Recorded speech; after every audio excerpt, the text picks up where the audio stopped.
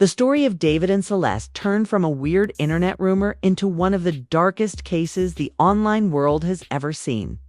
At first, people brushed it off like just another messy situation between a rising artist and a fan.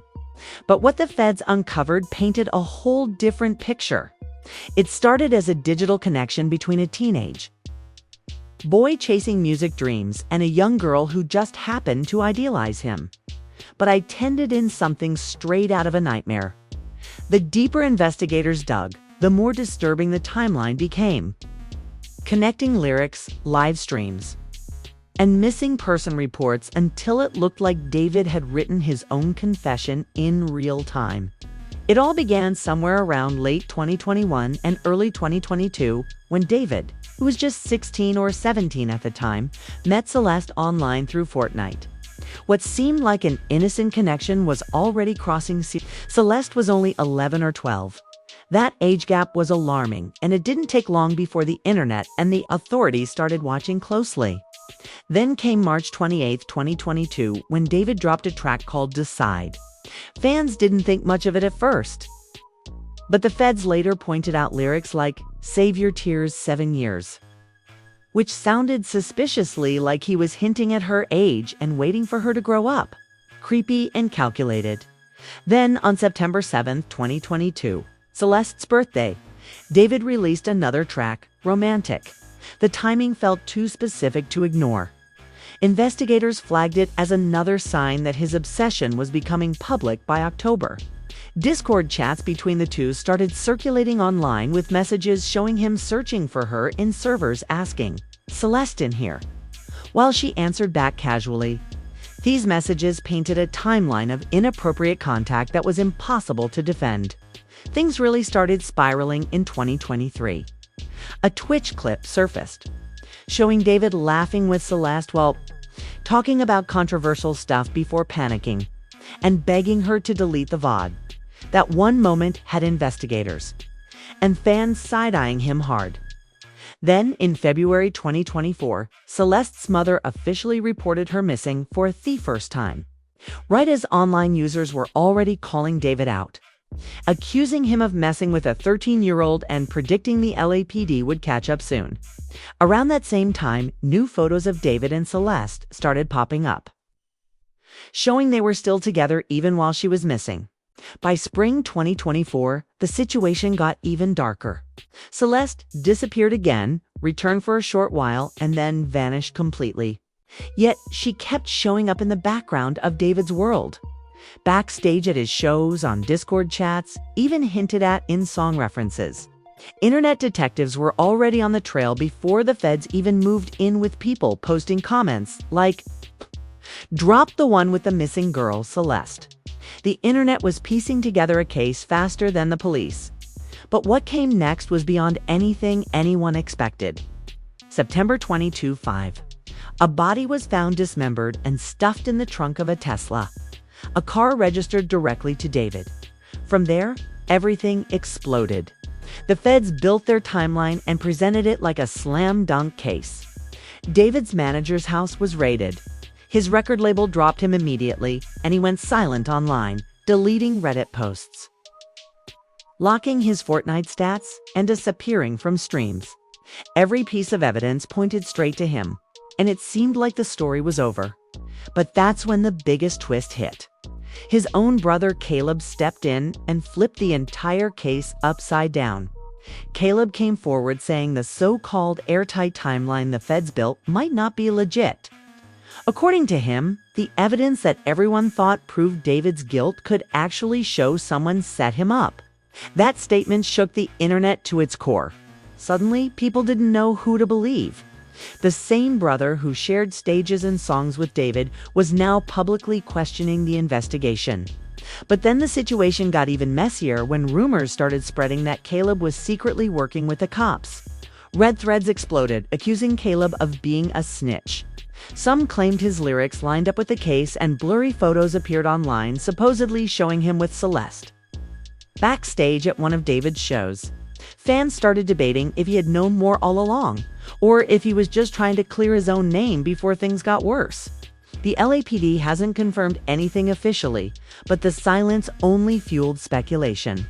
Caleb's gnome became part of the chaos, leaving fans wondering, was he trying to help or was he saving himself? People online were split. Some called it betrayal, saying Caleb turned on family when things got ugly.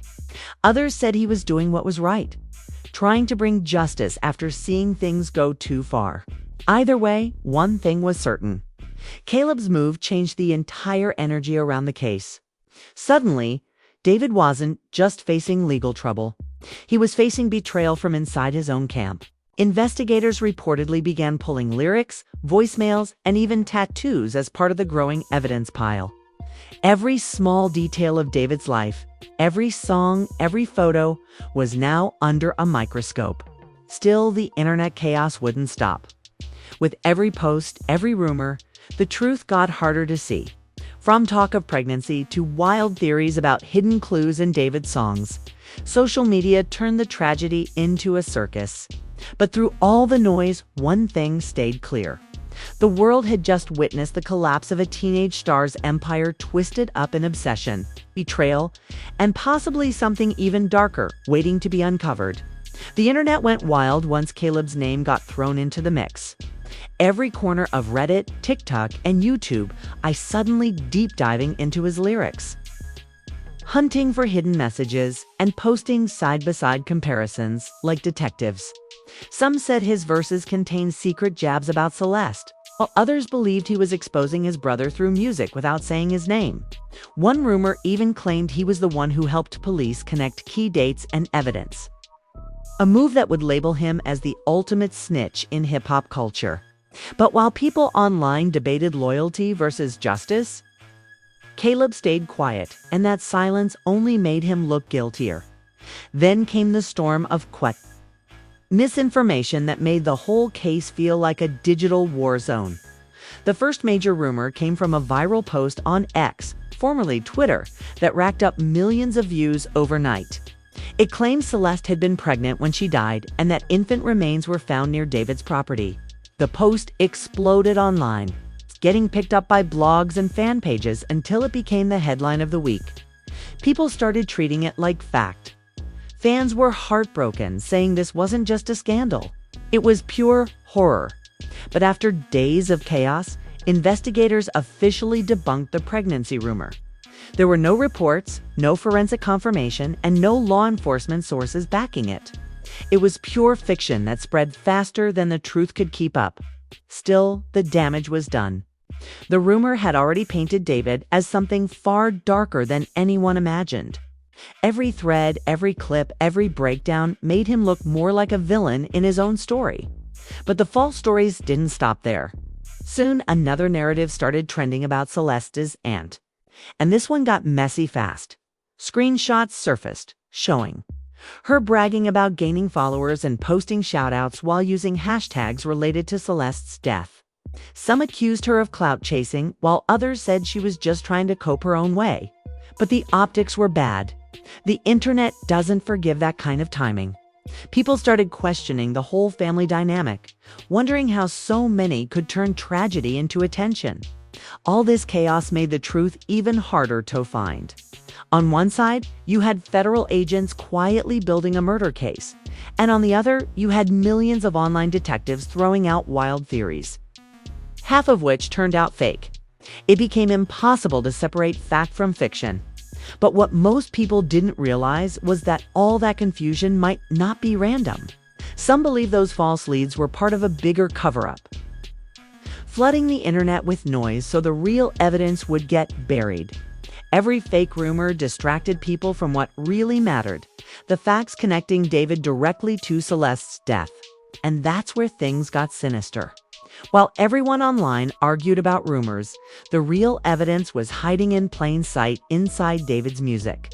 Once fans and investigators started dissecting his lyrics, interviews, and even his stage breakdowns, it started feeling less like an artist's creative caprice and more like a confession written in code. David's interviews suddenly hit different. He talked about pain, beauty, and saying goodbye. But in hindsight, it all sounded like he was preparing the world for something tragic.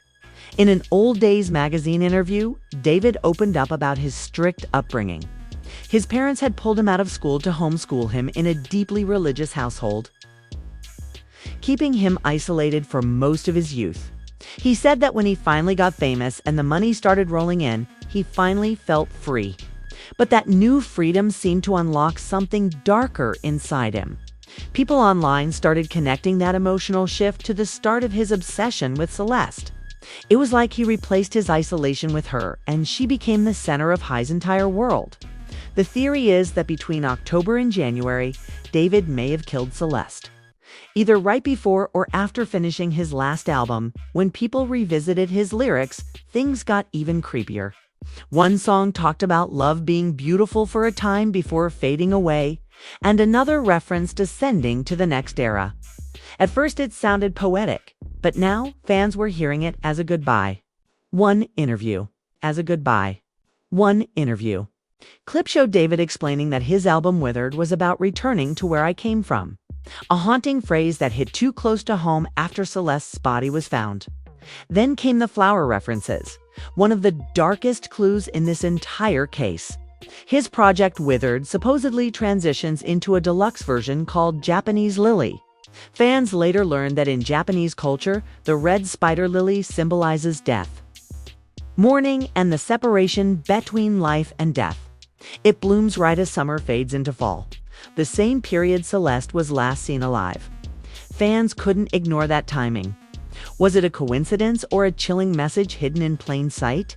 And the creepiest part, Celeste's actual voice was woven into his music in songs like I Never Needed You and So Long Goodbye. You can hear her voice leaving voicemails, crying, apologizing, even sounding scared. In one, she says, "You're always the one calling my phone. You have to figure out what's going on with you." It painted a picture of a girl trying to pull away from someone who wouldn't let go. And that right there made people believe David wasn't just writing songs. He was documenting his obsession in real time. Then came the SoundCloud track Satan's Pursuit, released late in 2023. In it, K raps "It kills me slowly day by day. I let Satan pursue me." Fans who once thought it was just dark poetry now wonder if it was a confession about guilt eating him alive. The deeper people dug, the more disturbing the clues got. From his tattoo choices to the breakdowns he had on stage. In April 2025, during a live performance of Afterlife, David broke down crying and couldn't finish the song. Then again, just months later, he had another meltdown while performing the same track. Some said it was grief, others said guilt. But one thing was for sure, those weren't just emotional moments. They looked like breakdowns from a man haunted by something he couldn't hide anymore. Every lyric, every symbol, every tear started to look like part of a puzzle. One that painted David not as a misunderstood artist, but as a man trapped by his own sins. And whether those clues were intentional or not, they turned his music into the most haunting evidence the case had yet. By the time the lyrics, live streams, and online clues came to light, the case had already grown far beyond David himself. What started as a disturbing relationship between an artist and a fan turned into a full-blown industry scandal. One that had the entire internet asking who else knew what was going on. Because there's no way something this big could happen without others in his circle catching on. That's when the spotlight shifted to his management label and everyone tied to his brand. And when the feds raided Josh Marshall's house, David's own manager, fans knew the story wasn't over. Authorities said the raid happened just days after Celeste's body was identified. That timing wasn't random. Investigators believe Josh might have known more than he let on. And it didn't help that online detectives were already accusing him of enabling David's behavior, saying he ignored warning signs because the money was flowing. There were even claims that Josh and the label had been warned about Celeste being a missing minor way back in 2024, long before the news ever broke publicly. If that's true, then it means the people managing David didn't just look the other way. They protected him. It gets worse. Fans pointed out that Celeste had been seen backstage at David's concerts, often hanging with his team, using fake IDs and posting pictures that made it clear she wasn't old enough to be there. Everyone around him could have looked once and known she was too young. But they kept the show going because David was profitable. A young artist with a loyal fan base, millions of streams, and viral hits that brought in real money. Nobody wanted to risk losing that bag. So instead of stopping him, they allegedly let it slide. That's where people started saying this wasn't just one man spiraling. It was an entire system covering it up. After the LAPD searched David's apartment, reports claim Josh immediately terminated the lease, which fans saw as a red flag. To them, it looked like a cleanup move, like he was trying to erase evidence before investigators dug too deep. Then, just hours after that, the label cut all ties with David, removing his music from playlists and canceling projects. It was too clean, too fast. The internet called it damage control, accusing them of protecting their brand rather than the truth. It was a public relations escape plan disguised as moral distance. Meanwhile, Caleb's situation got even more complicated. Remember, people were already calling him a snitch for possibly cooperating with the cops. But others started arguing that Caleb wasn't doing it to betray his brother.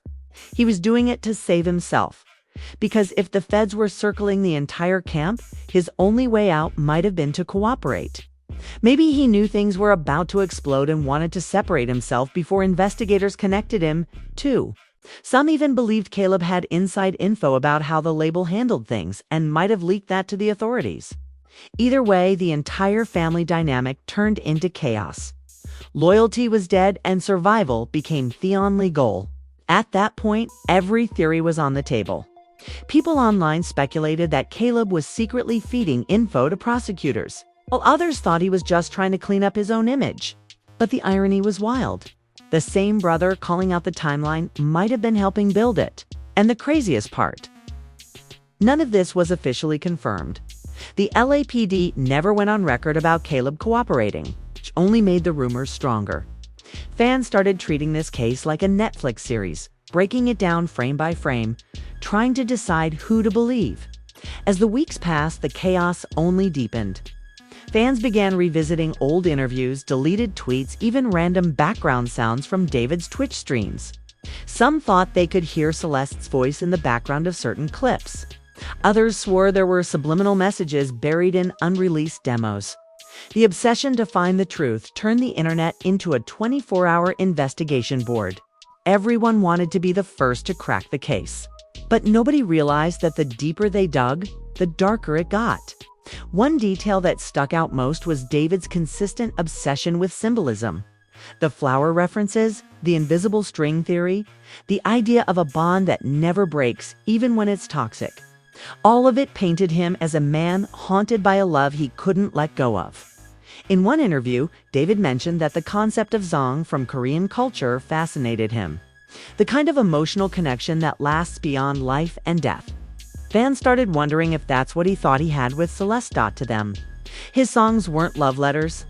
They were confessions of obsession. And the more those clues lined up, the more it seemed like David was leaving breadcrumbs the entire time. From the song release dates, matching key moments in Celeste's life, to lyrics describing her leaving him and him not being able to move on. It all felt like he was documenting his descent into madness. Some even suggested he wanted to get caught, that maybe the guilt was eating him alive so badly he couldn't stop dropping hints. Because who hides evidence in songs, music videos, and live shows unless deep down they want someone to find it? But what made this story hit even harder was how quickly the people around David jumped ship once things got real. His label erased him. His manager vanished. His friends unfollowed him. And yet, for years, they all profited from the same art they were now running from. That's why fans began calling it not just a crime, but a cover-up by the industry itself. A system that feeds off young talent, turns a blind eye to warning signs, and then acts shocked when it all collapses. By the end of it, the entire David and Celeste case became bigger than music, bigger than fame. It was a reflection of what happens when power, money, and obsession mixed with silence. The boy who once made emotional love songs was now a symbol of tragedy, betrayal, and unanswered questions. Because whether you think he was guilty, framed, or completely lost, one thing's undeniable. Every clue, every lyric, every meltdown told a story that no PR statement could erase. And for Caleb, the brother caught between loyalty and survival, that story will haunt him forever. That story will haunt him forever.